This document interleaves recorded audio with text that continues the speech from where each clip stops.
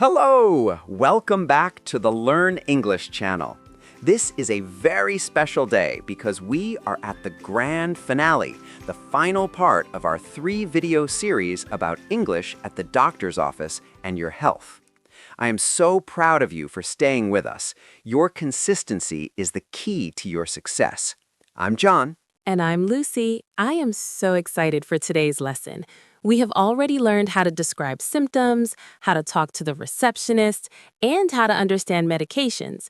But today, we are going to the most practical part of all, useful medical vocabulary for everyday situations and natural pronunciation tips. Lucy, let's be honest. Sometimes the problem isn't knowing the word, it's saying the word so people actually understand you.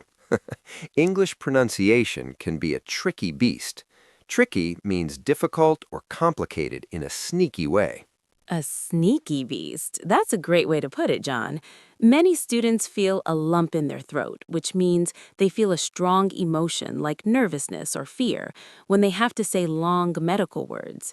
They worry that if they say a word wrong, the doctor might give them the wrong treatment. That is a very real pain point, a real worry. But today, we are going to break those words down into small pieces. We are going to make you sound natural, like a native speaker. We are using simple English, but these tips are powerful for everyone. This exercise will help you stop overthinking, which means thinking too much and getting confused, and start speaking with flow. Exactly. You don't have to be a phonetic expert. You just have to stay with us and repeat after us. This is the final step to make you feel like a champ, which is short for champion, in any medical situation. So let's start with the things you have in your house. Great idea. Let's talk about the first aid kit. A first aid kit is a small box or bag with medical supplies for emergencies at home. Lucy, what is the most common thing in a first aid kit? I think it's the Band-Aid. Now, Band-Aid is actually a brand name, but everyone uses it. The general word is bandage or adhesive bandage. Adhesive means it is sticky and stays on your skin. Pronunciation tip time. For bandage, don't emphasize the age like the word for how old you are. It's a short sound. Bandage. Say it with me. Bandage. Bandage. Perfect. And what about when you have a big cut and you need a long piece of cloth? That is also a bandage, but usually a gauze bandage. Gauze is a very thin, light cloth. Gauze. Sounds like gauze. It has a long Z sound at the end. Another thing in your kit is ointment. We mentioned this before, but let's practice the sound. Ointment. It starts with oin, like coin. Ointment. I use that for scrapes. A scrape is a small injury on your skin, like when you fall and your knee gets a little red, but it is not a deep cut. I have many scrapes because I am very clumsy. Clumsy means someone who falls down or drops things often. We know, John, we know. Now, what do you use to measure your temperature? That is the thermometer. This is a difficult one. Many people want to say thermometer, but the stress, the strong part of the word, is on the second syllable, thermometer. Thermometer. It's like the word mom. That's a good way to remember it. Exactly. Look at the thermometer, Mom. And if you have a fever, the thermometer will show a high reading. A reading is the number shown on the instrument. Now let's talk about things you find in a drugstore or pharmacy for everyday problems. What about when your eyes are dry? You need eye drops. This is easy to say, but remember the P is very soft. Drops. We also have cough drops or lozenges. A lozenge is a small medicated candy that you suck on to help a sore throat. Lozenges. That's a funny word. I prefer cough drops. It's much easier to say. Me too. Now, Lucy, what about when you have a sprain? A sprain is an injury to a joint, like your ankle or wrist when you twist it. Ouch! For a sprain, you need an ice pack. An ice pack is a bag with ice inside to stop the swelling. Swelling means when a part of your body gets bigger because it is injured. Pronunciation tip, swelling. Don't say S swelling. English words starting with S don't have an E sound at the beginning. Just start with the air, swelling. That's a great tip for Portuguese or Spanish speakers. Just sprain, swelling, stethoscope. Perfect. Now let's talk about daily supplements. Many people take vitamins. Wait, this is a big pronunciation difference. In the UK, they say vitamins with a short I, but in the US, they say vitamins with a long I. I say vitamins. Lucy, you're more international. Both are correct, but it's good to know the difference so you don't get baffled. Baffled means very confused. I love that word, baffled. Another thing people take are painkillers. A painkiller is a medicine like aspirin or ibuprofen that kills the pain. And what about antiseptic? An antiseptic is a liquid you use to clean a wound so it doesn't get an infection. A wound is a fancy word for a cut or an injury. Wound. It sounds like moon with a D. Wound. Got it. Now, John, let's talk about some natural phrases we use in everyday life. When we aren't feeling 100%, people don't always say, I am sick. True. They say, I'm feeling a bit under the weather. This is an idiom.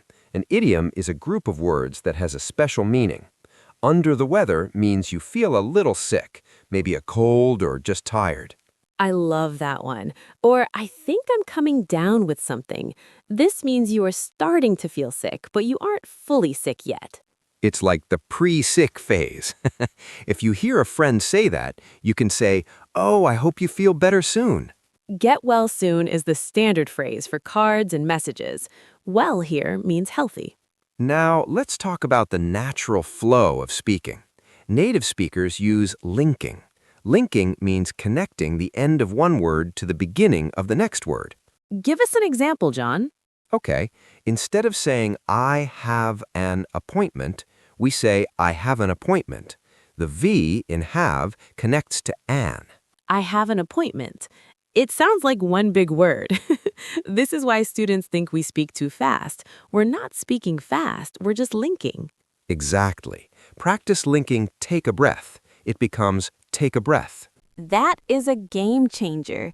It makes your English sound much more fluid. Fluid means smooth and continuous, like water. Now let's talk about some specific medical professionals. You know doctor and nurse, but what about the pharmacist? The pharmacist is the person who prepares your medicine. Remember, the PH in English sounds like an F.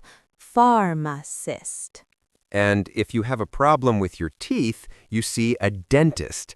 If you have a problem with your eyes, you see an optometrist. Oh, that's a long one. Optometrist. Let's stick to eye doctor for now. Smart choice. Now, Lucy, imagine you are at home and someone gets hurt. You need to call the emergency services. In the US, the number is 911. In the UK, it's 999. You need to be able to say your address clearly. Address means the place where you live. And you need to say, there has been an accident. An accident is something that happens by mistake and causes injury.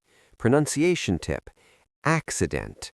The C sounds like K and S. This is very important.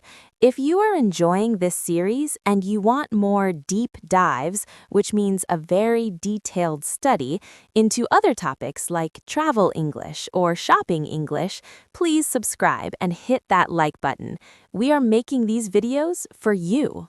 Yes, and tell us in the comments, what is the most common thing in your first aid kit at home? We want to know. Now let's return to our hook. Remember that fear of saying the wrong word and getting the wrong treatment? The truth is, doctors and medical staff are trained to understand people from all over the world. But when you use these natural pronunciation tips, like linking and putting the stress in the right place, you make their job easier and you feel more in control. The insight is this. Communication is a bridge. You don't need to have a perfect accent. An accent is the way people from a certain place speak. You just need clarity. Clarity means being easy to understand. You don't have to be perfect, just a little better than yesterday. If today you learned how to say thermometer or bandage correctly, you have built a stronger bridge. Let's do a final review of our 3-video journey. We started with describing symptoms like headache and sore throat. Then we moved to the reception desk, filling out forms and talking about dosage and side effects.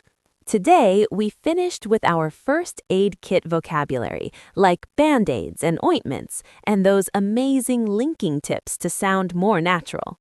We also learned about being under the weather and coming down with something.